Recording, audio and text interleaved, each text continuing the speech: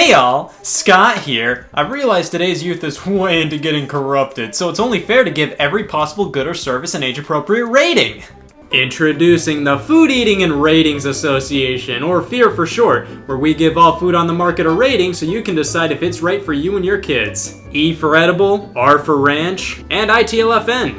It tastes like f***ing nickels. Rated everyone 10 and up. What I would give to win a sweepstakes dinner with that guy. The ESRB, the narcs who made us play Simpsons Hit and Run instead of Grand Theft Auto 3. They've played a major role in helping to mitigate some video game controversies, even when there's been more of them after the rating system was established. Media has always been under scrutiny for being bad influences on our youth. Television, film, music, literature, all have had countless controversies surrounding them in terms of content. Rock and roll was thought to corrupt the youth when it debuted. Schindler's List was broadcast on network television unedited. You can tell that ruffled a few feathers. Indiana Jones and the Temple of Doom and Gremlins were both rated PG and featured some not so PG elements, and I'm still not allowed to read Catcher in the Rye. But video games were always seen as the worst of all those mediums. With a violent movie, you're watching a killer. With a violent video game, you are the killer. There have been so many controversies surrounding games. Pinball machines were outlawed for a while due to being considered gambling, leading to 70s arcade games facing outcry, the game Death Race shocking many for its portrayal of running over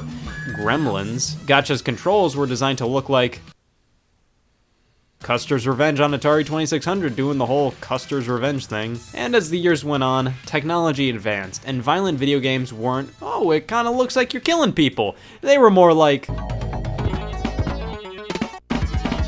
video games as a whole were leading up to that moment. Video games were becoming more graphic and thus raised more eyebrows. In the arcade, games like Splatterhouse just rubbed blood and gore into your face.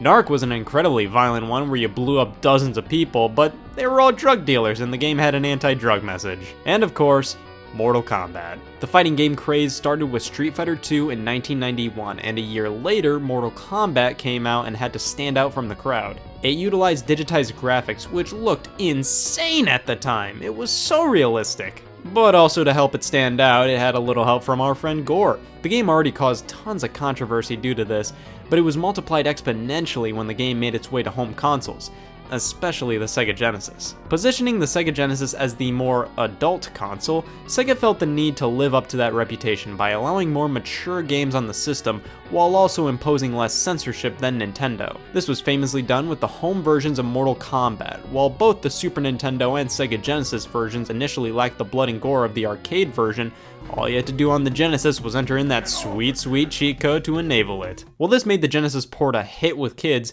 it didn't bode well with parents, and even the US government. December 9th, 1993 was the day a congressional hearing was held to discuss violent video games and a potential system to rate the games based on their content and themes. Mortal Kombat was a major talking point alongside the games Lethal Enforcers, Night Trap, and later on Doom. Yeah, the content in these games were more mature than others, but a lot of the examples of things these games did that went too far feel a bit over-exaggerated. Lethal Enforcers used a blue toy gun and had you shooting bad guys as a police officer. Night Trap was a full-motion video game for the Sega CD that was as harmless as a lame direct-to-video B-movie. And Mortal Kombat, yeah, I have no excuse for that one. Representatives for Nintendo and Sega were present, with Nintendo's Howard Lincoln standing strong and just throwing Sega under the bus, acting like Night Trap was the most heinous thing ever constructed by man.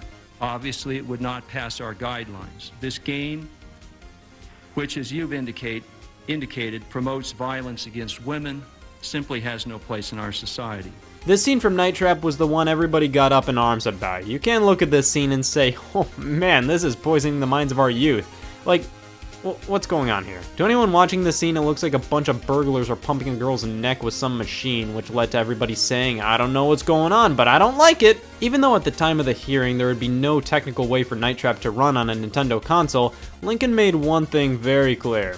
And let me say that for the record, I want to state that Night Trap will never appear on a Nintendo system.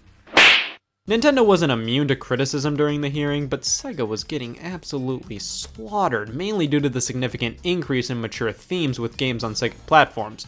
With Mortal Kombat's blood and their own game Night Trap, they had it rough that day. In their defense, Sega initiated their own rating system a few months before the hearing. GA for general audiences, MA13 for 13-year-olds and older, and MA17 for 17-year-olds and older. They were blasted for possibly only using a rating system to fight the backlash and due to the age ratings being too vague, even though the ESRB ratings are basically the same thing! This is a copy of the packaging. There was no rating on this game at all when the game was introduced. Small children bought this at Toys R Us, and he knows that as well as I do. When they started getting heat about this game, then they adopted the rating system and put ratings on it. While a lot of the arguments made during this time were obviously kind of uninformed and pretty silly, it simply made sense for video games to receive content ratings just like movies and television, especially considering the drastic differences between content and games. They weren't necessarily trying to censor games, rather making sure consumers were aware of what they were buying. More hearings were held later in 1994, and it was agreed upon most game companies to initiate a game rating system, with major retail outlets making it clear they would not buy games without a rating. That year would see the creation of the Entertainment Software Rating Board, or the ESRB, an organization that gives video games age-appropriate ratings. Developers send in videos of their projects showcasing standard gameplay and what could be deemed more objectionable content to receive one of initially 5 ratings: early childhood, kids to adults, teen, mature, or adults only. Later in 1998, kids to adults was renamed to everyone, and in 2005 the new everyone 10 and up rating was introduced with Donkey Kong Jungle Beat. Because this game couldn't have possibly been rated E for everyone, that's fucking ridiculous. Later the design of the ratings changed to pure black letters, with a slight design revision in 2013. Good? Remember these spray paint stencil designs? There's something oddly charming about the old school look of these ratings, especially the K to A one, even though I definitely prefer E for everyone, as it's way more straightforward and clear. Back during the GameCube, PS2, and Xbox era, it felt like there was a nice variety of games rated E, T, and M. Nowadays, it feels more like it's everything or nothing. Honestly, how many times have you seen a T-rated game this generation? Of course, there's the elusive EC and AO. EC is fairly uncommon, mainly used on edutainment games on the PC. ESRB's website claims that only 289 games have been given the rating. On the exact opposite side of the spectrum, Adults Only is by far the rarest rating, with only 27 games rated as such. Now, there's really not a ton of games rated AO for a few reasons, one of them being the fact that most AO rated games are basically another being the fact that all console manufacturers have a policy against AO games, stating that they aren't allowed on the platforms, and similarly, most retail chains won't carry products rated AO. This is the main reason we don't see the rating too often. If developers actually want to sell their game and it happens to get rated AO, they have to go in there and change some things up. More recently, the game Agony received the rating, and the developers had to tone the violence down to go full-on M-rated so it could be released on consoles. Due to the Big Three's policies, the majority of AO games have only appeared on PC, exceptions being the Philips CDI and a DVD game. However, we do have 2 more examples of AO games on consoles, one being Thrill Kill on the PS1. The game got hit with an AO rating, but never released commercially. You can find the ROM online crazy easily though. The other one was Grand Theft Auto San Andreas, so that's why CJ isn't in Smash Brothers. After the game's released, an unfinished sex scene was found in the game's files, later dubbed as the Hot Coffee mod. It wasn't accessible without hacking the game, but people were angry, even though the game was already rated M. And like I said, it wasn't accessible without hacking. It was nothing special. You get the same experience from watching 2 action figures going at it, but it was a big enough deal that the game was re-rated AO and pulled from shelves, which led to Rockstar re-releasing the game to re-achieve an M rating, which is why you'll see many copies of San Andreas with 2nd edition written on them. A similar situation went down with Elder Scrolls 4 Oblivion, where a random somebody made a nude mod for the game. It was discovered deep within the game's files existed the art the mod used for the nudity.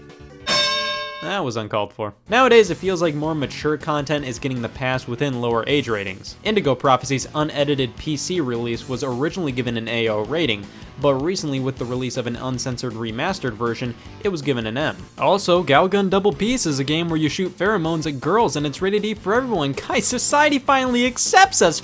It was a misprint. Sometimes a game's rating can leave you perplexed, like, how the How are so many Kirby games rated E10+? Like, I get it, Kirby games can get kind of intense, but too intense for a 7-year-old? Games in series well known for being one specific rating can change things up at a moment's notice, and it weirds me out.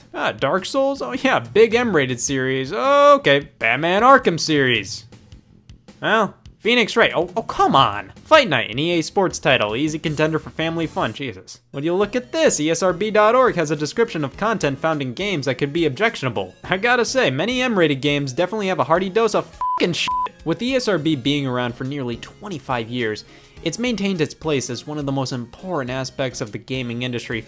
That. With the inception of digital games, kids can buy as many M-rated games as they want. Like, kid walks into the store, buys PlayStation Network bucks, goes home, buys Bloody McSexy the game, and becomes Genghis Khan. Like, come on, I thought we got rid of that guy. Disregarding that, so many parents just buy their kids M-rated games with no second thought. They just don't look at the ratings and then blame the game for being too vulgar for their kids. Why don't you actually be a parent and regulate what media your child consumes rather than blaming the media itself? Different people are into different things, meaning not every piece of media produced is going to be G-rated. That's true concerning everything, especially video games. Most video games that garner controversy for being unsuitable for children are already rated M. But is that ever brought up when all these big shots who know nothing about video games talk about how video games are corrupting society? No, they just talk about how the newest Call of Duty is poisoning our children when, guys!